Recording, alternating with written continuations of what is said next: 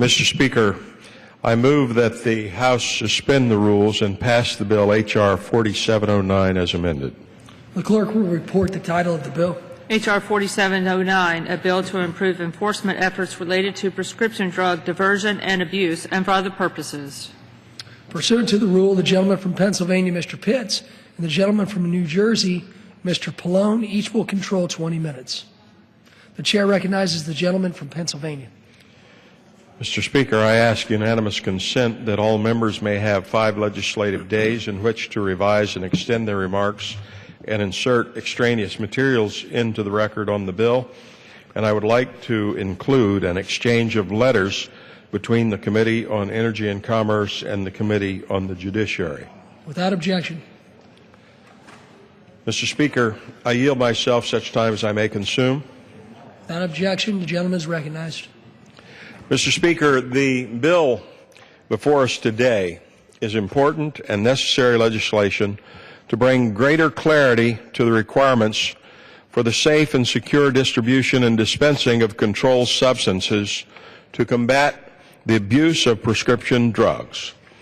H.R. 4709, the Ensuring Patient Access and Effective Drug Enforcement Act, introduced by my colleagues, Representative Tom Marino of Pennsylvania, MARSHA BLACKBURN of Tennessee, Peter Welsh of Vermont, and Judy Chu of California, will facilitate greater collaboration between industry stakeholders and regulators in an effort to combat our nation's prescription drug abuse epidemic.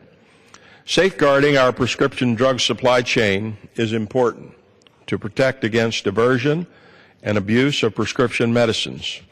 H.R. 4709 will clarify key terminology in the Controlled Substances Act to give registrants a better understanding of their responsibilities under the law.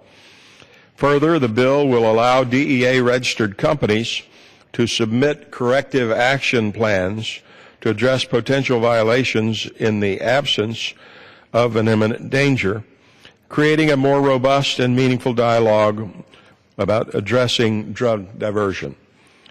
That should in turn curtail unnecessary supply chain disruptions that adversely affect patient access to much-needed medications.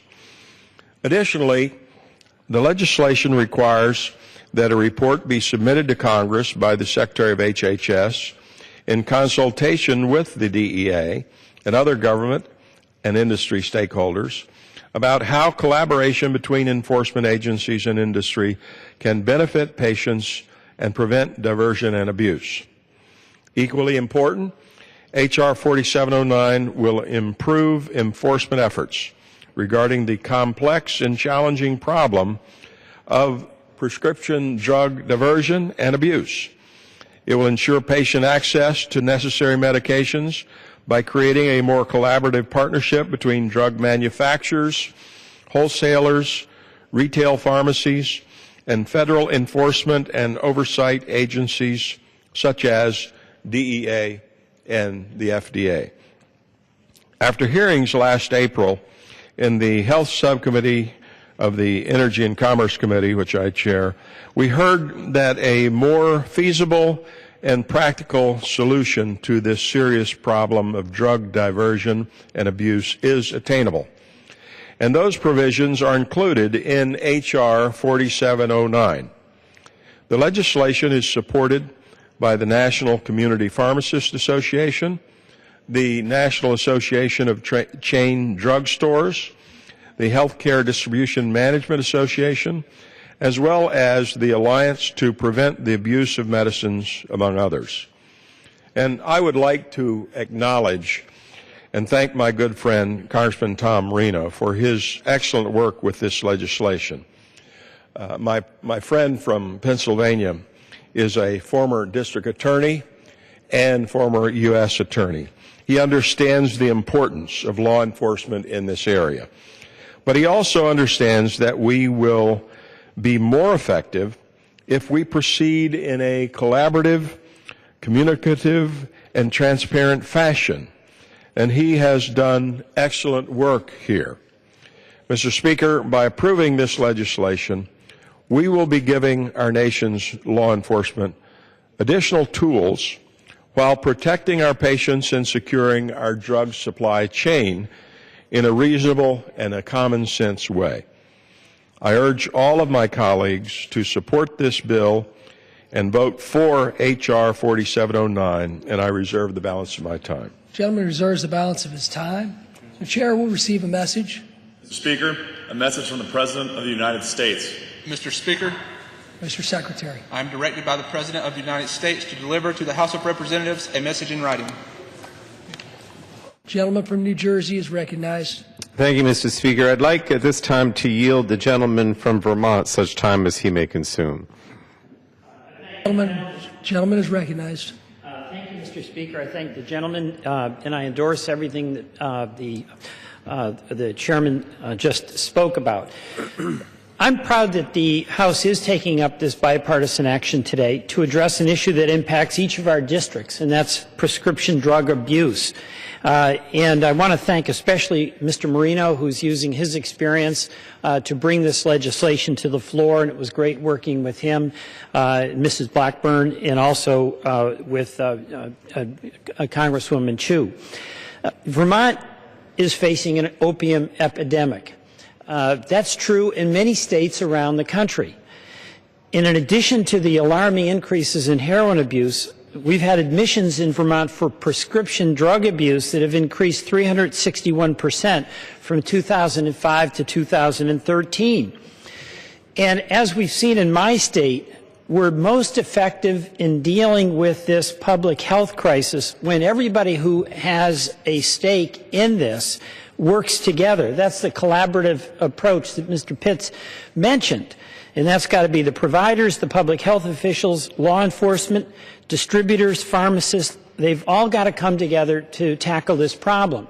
And if we don't have flexibility and collaboration, we can do something that might make enforcement tighter, but access to legitimate prescription drugs tougher. So the goal here is to get the balance right. We want to help folks get access to the prescription medication that they need. It alleviates suffering, it eliminates pain, but we want to make sure that the enforcement is solid so there isn't the abuse. Today, distributors like Burlington Drug Company in Vermont and local pharmacies face very unpredictable enforcement from the DEA. DEA has a job, but so do the drug distributors and the doctors. That inconsistent enforcement, or unpredictable enforcement, I should say, can lead to disruptions in the supply chain, which end up limiting patient access to legitimate prescription drugs. The Ensuring Patient Access and Effective Drug Enforcement Act, will encourage that collaboration between law enforcement, members of the supply chain, and public health providers and officials, while ensuring that patients do have the access to the treatment their doctor has prescribed. So this is, as you mentioned, Mr. Pitts, common sense. It's collaboration. It's working together, having mutual respect that each entity in this process has its own job to do. But for all of us to do it together, we've got to work together and communicate. It's been great to work with Representatives Marino, Blackburn, and Chu on this bill. I thank them for leadership, and I want to thank, too, Chairman Upton and Ranking Member Waxman for his leadership, and, of course, Mr. Pallone and Mr. Pitts. I yield back and urge my colleagues to support H.R. 4709. The gentleman yields back. Does the gentleman from New Jersey wish to reserve the balance of his time? Yes, I would reserve my time. The gentleman reserves the balance of his time. The gentleman from Pennsylvania is recognized. Thank you, Mr. Speaker. I'm pleased to yield 3 minutes to the gentlelady from Tennessee, Vice Chairman of the Energy and Commerce Committee, another leader on this issue.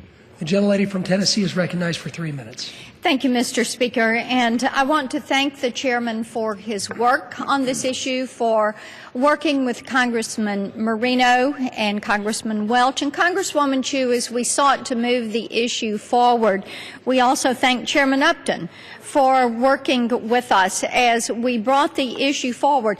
The gentleman from Vermont mentioned the epidemic and the widespread abuse that is taking place in prescription drugs and the need to do something about that. And we all agree on this.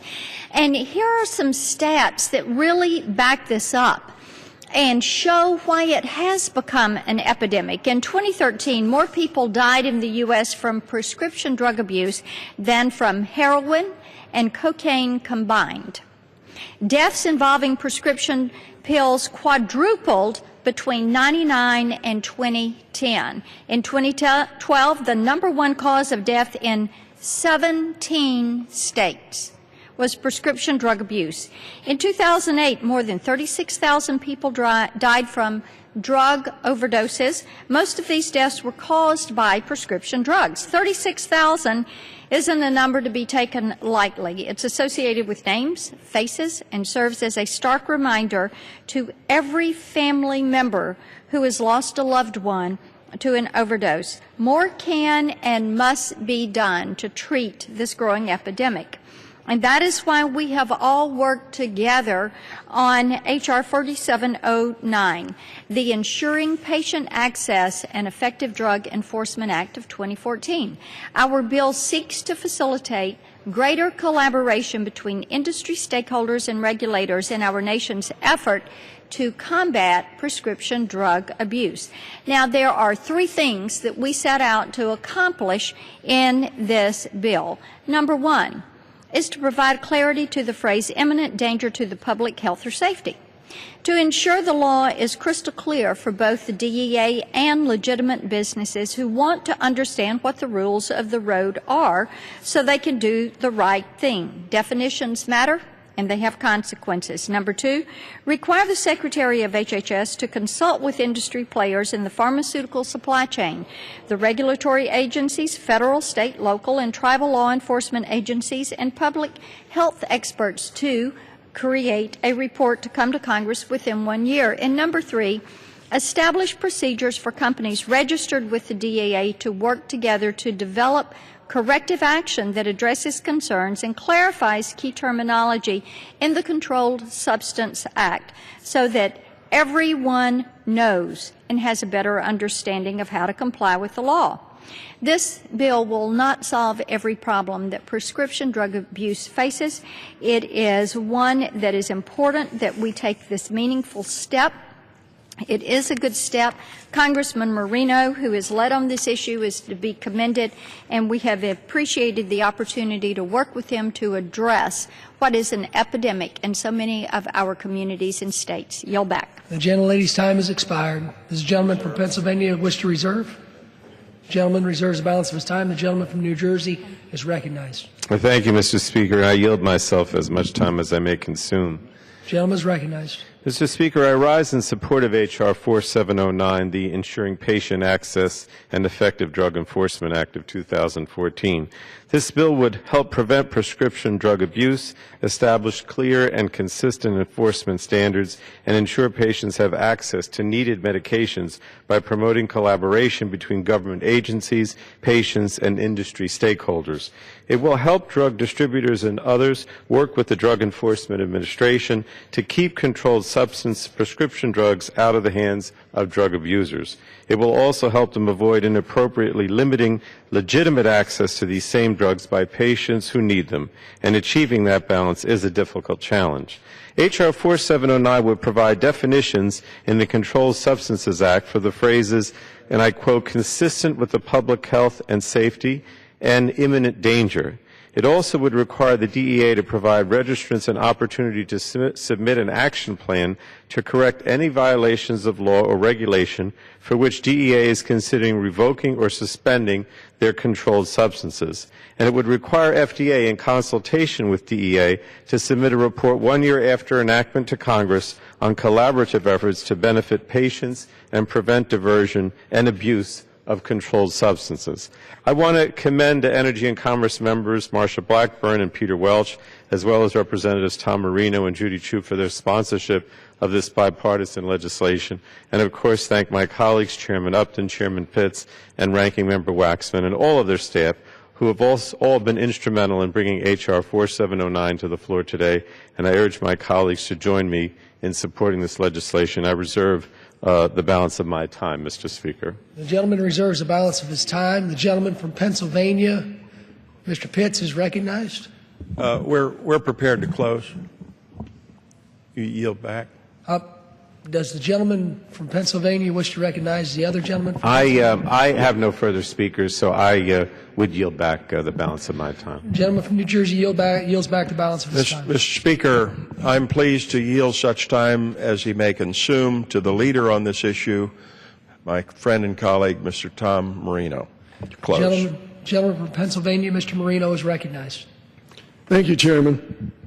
Mr. Speaker, in early 2013, a pharmacist told me about problems he was having accessing necessary prescriptions for his customers, many of whom were older cancer patients suffering with chronic pain. What started out as a simple conversation with a constituent soon turned into serious concerns about problems in the prescription drug supply chain, problems that we aim to address here today by passing H.R. 4709, the Ensuring Patient Access and Prescription Drug Enforcement Act. Any legitimate business involved in distributing or dispensing prescriptions welcomes appropriate oversight and regulation. Further, we know these businesses value a collaborative working relationship with agencies like the Drug Enforcement Administration. Manufacturers, distributors, and pharmacies alike are on the front lines every day in the fight to end the prescription drug abuse epidemic. They are making efforts to educate prescribers and patients about the safe use and disposal of prescriptions, and working to implement prescription drug monitoring programs that will reduce the illegal diversion of powerful opiate pain relievers. Despite a strong commitment to being part of the solution, distributors and pharmacists are finding that the unnecessary adversarial regulatory environment created by the DEA is putting effective enforcement outcomes in jeopardy.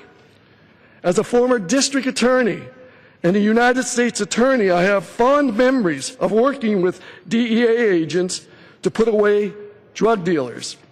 To say that I have the highest regard for the DEA and the work they do does not even begin to convey my respect for the agency and its frontline employees. I actually went with agents and busted down drug houses.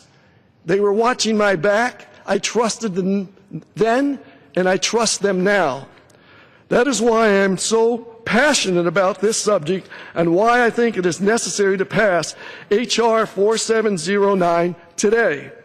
This bill will bring much-needed clarity to critical provisions of the Controlled Substances Act. In doing so, we will ensure that the DEA's authorities are not abused and threatened by future legal challenges, foster greater collaboration, communication, and transparency between the DEA and supply chain, create more opportunities to identify bad actors at the end of the supply chain, and most importantly, be certain that prescriptions are accessible to patients in need. We are all in this together. We cannot enforce our way out of this epidemic. Education, treatment, and enforcement are all critical to addressing the problem, but so is collaboration. The clarity that H.R. 4709 brings will ensure that the current regulatory culture evolves into one that rewards cooperation and brings more successful diversion control efforts in the future. I want to thank my friend Congressman Blackburn for working closely with my team and me to develop the bill. I want to thank our champions on the other side of the aisle, Dr. Judy Chu and Representative Peter Welsh, for their leadership and efforts to bring us here today. We could not have achieved this without the efforts of Chairman Pitts and Chairman Upton and their staff on the Energy and Commerce Committee. I must thank House Judiciary Committee Chairman Goodlatte for his forthright suggestions that made this a more effective measure worthy of consideration by this House. Thank you, Mr. Speaker. I yield back the remainder of my time. Gentleman yields back. Gentleman from Pennsylvania. Mr. Speaker, I urge all of my colleagues to support this bipartisan legislation and yield back the balance of my time. The gentleman yields back. The question is, will the House suspend the rules and pass the bill H.R. 4709 as amended? Those in favor say aye. Those opposed say no. In the opinion of the chair, two-thirds being in the affirmative, the rules are suspended. The bill is passed, and without objection, the motion to reconsider is laid on the table.